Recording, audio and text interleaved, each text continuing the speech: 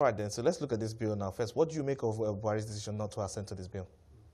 Well, I believe that the parties that, or the sectors that were going to be greatly affected by the new provisions must have put pressure on indicated their reservations, and the president responded or reacted to that. All right, but first, let's look at what would you say was the major idea behind this new bill, and what were they trying to put together to improve the housing system? Well, the fund, I mean, the National Housing Fund has been in existence for a while, so it's not a new idea. What they sought to do here was to increase the amount of money going into the fund. You know, the fund is set up to provide mortgage financing to mortgage institutions who then on-lend to people who want to build houses.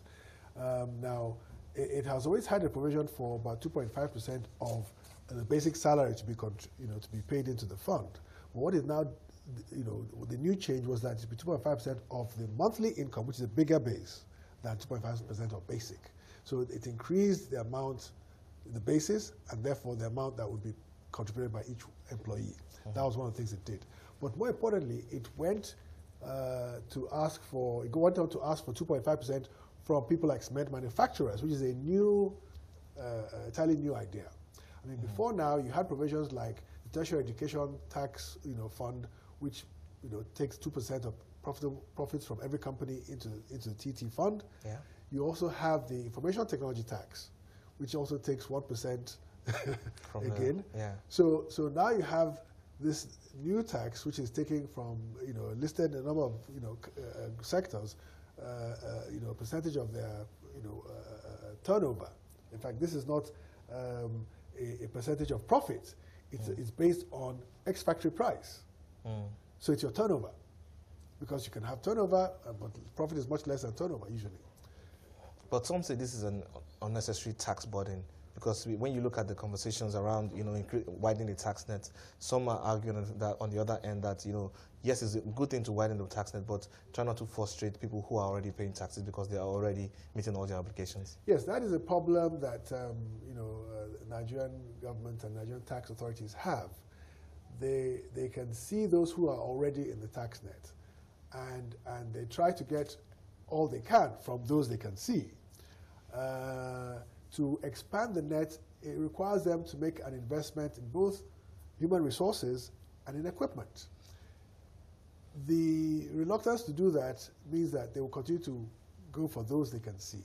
Now, Lagos State is one of the few states that has found a way to expand the net and bring into the net artisans and people, who are buying and selling in the big markets. In fact, a year ago or so, Lagos State published a statement saying that domestic employees who earn above the minimum, amount are taxable, which is correct. If you have a driver earning 40,000 naira a month, he's supposed to be paid tax. But most drivers or domestic hands do not pay tax. They're not in the net. Now, the challenge Lagos State had was, how do you identify where those people are? Yeah. They haven't found a way yet, but I tell you, when they do, there's I don't know how many thousand people they will now get into the net. Because everybody has a driver, a cook, I mean, people have all those kind of things. A gate man, who might be earning 15,000 naira a month, he's taxable. So it's more or less looking at finding the strategy for the informal sector. That is one thing, yes. And even what you call the informal sector is not made up of only people who are artisans. The informal sector includes people who are selling lace in the market. And I hear some of those people are turning over millions in every month. So they are informal, but they're not by any means poor. Yes, they're not small scale at all. Okay. All right then, but some of the knocks that with this the new provisions have received, the fact that people say its focus is a little more on the poor than the rich. Yes, because it's taking 2.5% of the salary of employed people, and in many. But the thing is, the problem that the government has is that in many states, the only people who are paying tax. I mean, forget Lagos State. Go outside of Lagos State.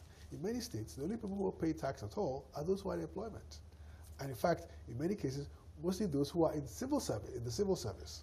So that is the base that exists in those states. So anything they do, that is who they're looking at.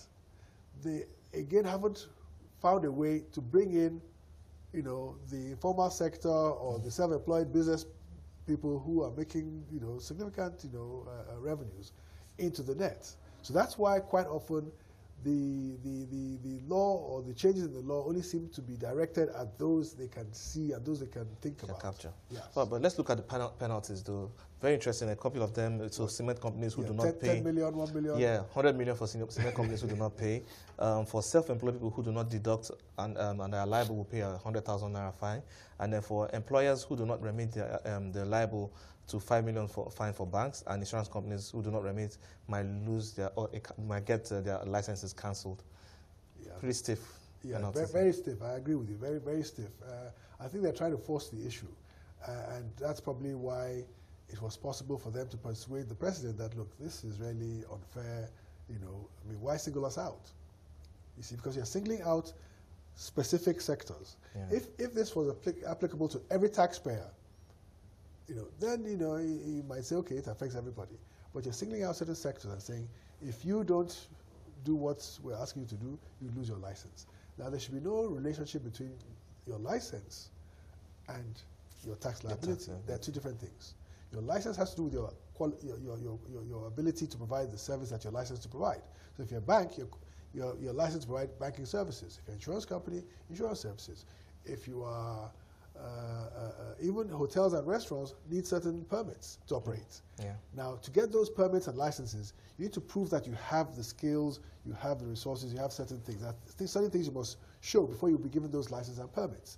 So if you qualify in that respect, why should tax be the reason why you lose that? All right, then. Thank you so much for joining me on the show.